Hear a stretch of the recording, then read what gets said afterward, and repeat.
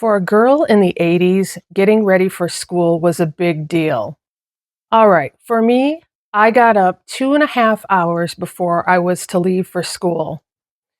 So, what did that consist of? Why did I get up so early? Well, we had to look good. So, I showered. Then I had to blow dry lots and lots of long, thick, sometimes permed hair.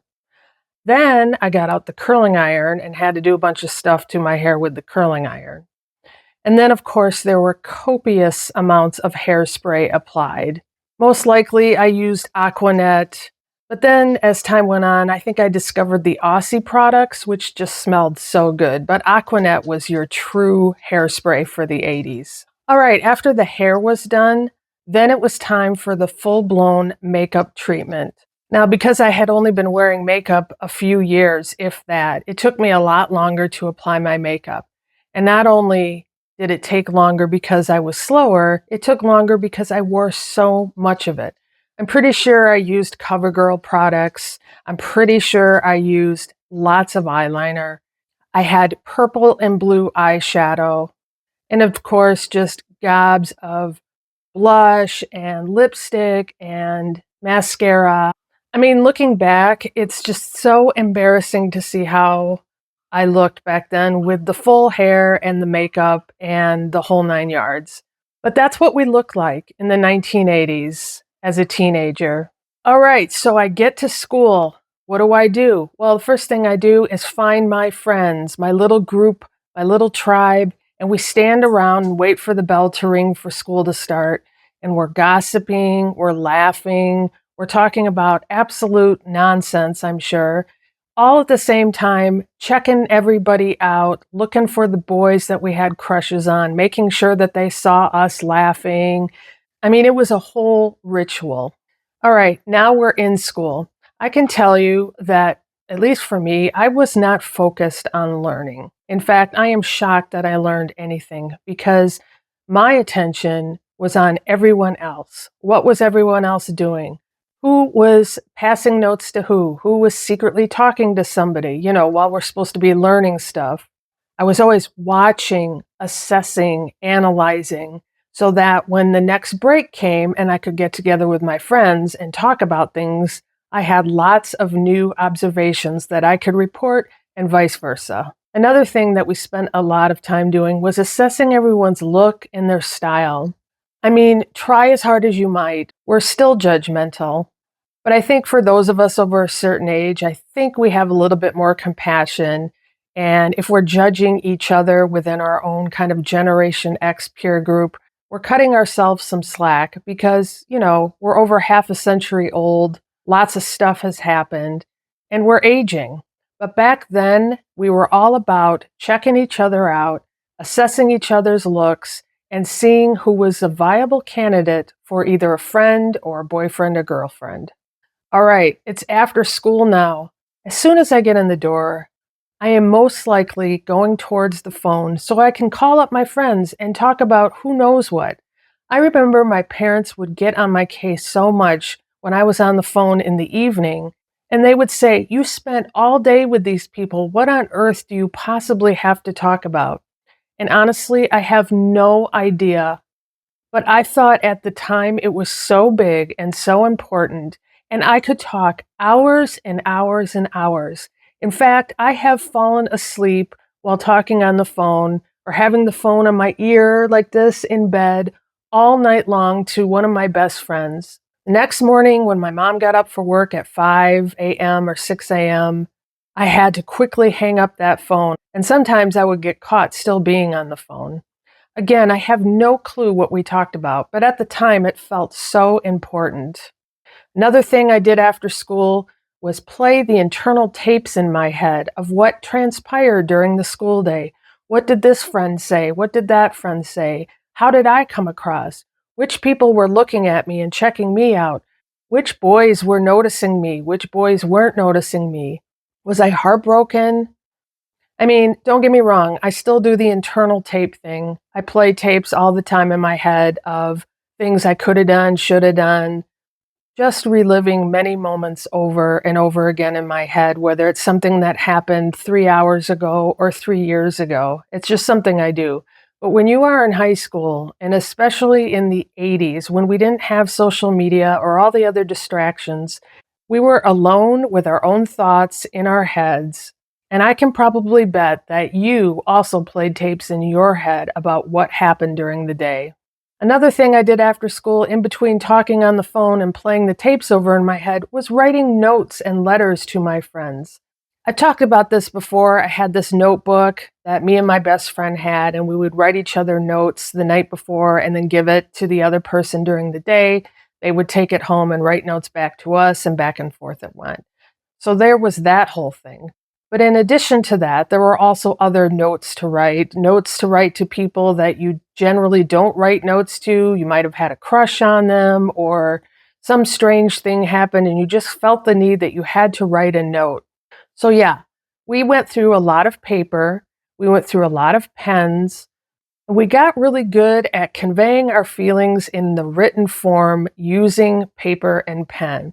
I would venture to guess that that's why so many of us today are really into journaling, because we have been doing it for decades. All right. And then, of course, in between all of this additional communication with all of my friends, I listened to music. I listened to all the music in the 80s. I had my favorite radio station, which was 97 WZOK. And if anybody is watching this and knows what station that is, then let me know in the comments below. But they were the top 40 radio station in my local area in the 1980s. I knew the DJs, I called in to win things, and I listened to the radio for hours and hours and hours. I also listened to my albums. Yes, I had the original vinyl albums of all my favorite 80s music, and then I switched over to tapes, cassette tapes. And I started to get my collection built up of all my cassette tapes. I had the little cassette tape holders. I had them arranged alphabetically.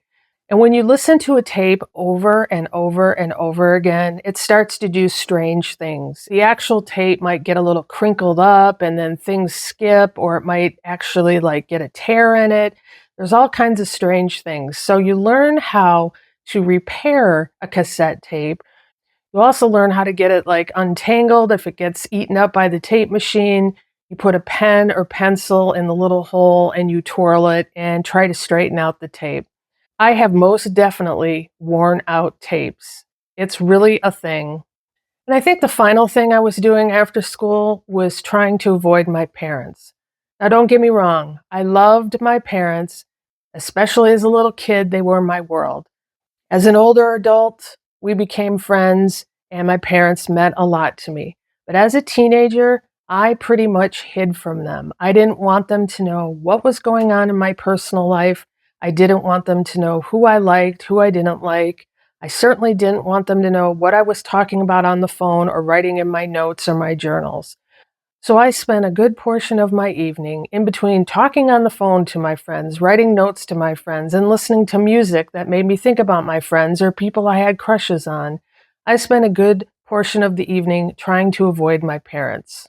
All right, school is out and it's summer. So what did teenagers do in the 80s during the summer? Lots of things. Of course, it depends on where you live, but regardless, I think most of our summers were pretty much the same.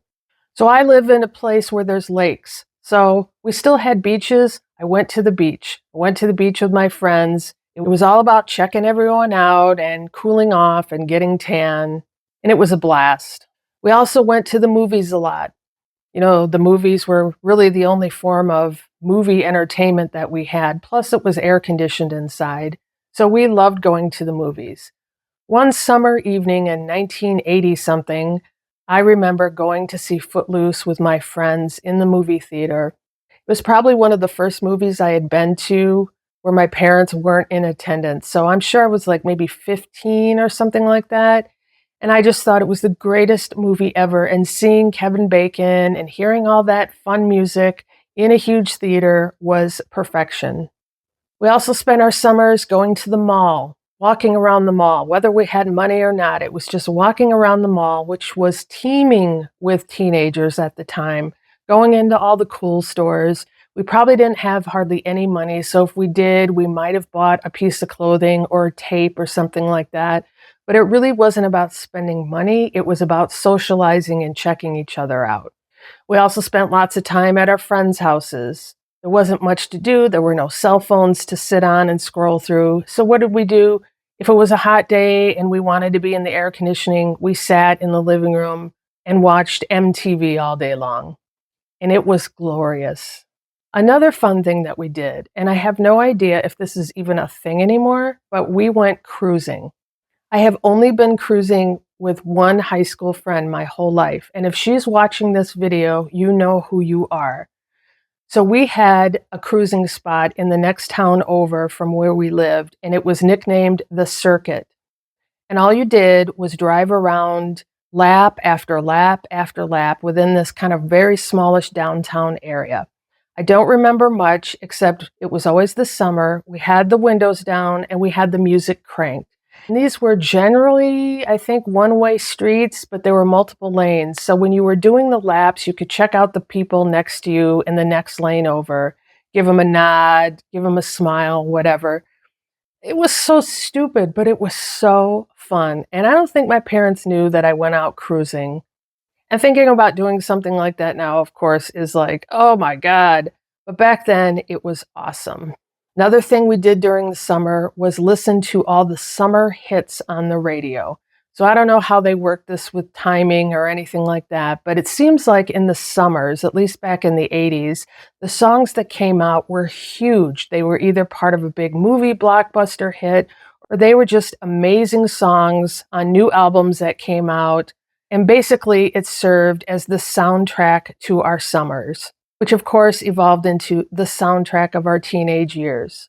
Even now, when I hear songs from the 80s that were very, very popular during a very specific time in my life, especially in the summer, it is like time travel. It truly takes you back. You feel all the things. You might even get the chills and the hair stands up on your arms because it just takes you back to specific memories. So yeah, we listened to all the summer hits on our FM radio in the 80s. And then finally, one of the big ones was laying out. We laid out in our backyards, whether it was on a beach towel or a blanket or a really crappy kind of chase lawn chair that was not too comfortable to lay in because it didn't have good padding and it had like the hard bars where the chair folded in half. But nonetheless, we laid there for hours. And what did we put on? Baby oil. Side note, I also put hydrogen peroxide in my hair so that it could get blonder. Well, as you can see, I have dark hair. Now I'm going gray. But dark hair with hydrogen peroxide turns orange, in case you ever wanted to know. But anyway, we put baby oil on. We got sunburned, but better yet, we got really tan eventually. And we would flip over every half hour or so from our stomach to our back. And I remember getting up, having a late breakfast, and then going outside at about 10:30 or 11 a.m., getting my chair all set up. I had my radio, I had something to drink, I had my baby oil, and I was good to go. And then I laid there and fried for several hours. And then I went back in the house to cool off, watch MTV, and eventually call my friends. So that's what it was like in the summer as a teenager in the 80s. So in a nutshell, we were in the throes of coming of age emotions, but we were doing this in the 80s. A lot of us were learning to drive during this time or had just gotten our license, which made things way cooler. A lot of us were just at the age where we were getting a part-time job, and this meant freedom. This meant time out of the house. This meant money in our pocket to go out to eat, to buy music, to go to the movies, whatever. We were always on the lookout for boyfriends or girlfriends, again, scoping each other out. And so we spent a good chunk of our time trying to set something like that up. We were obsessed with our music. Again, it became the soundtrack of our lives. Basically, we were primping and showboating for 4-5 years of our lives. And we were doing all of this while trying to learn something academically.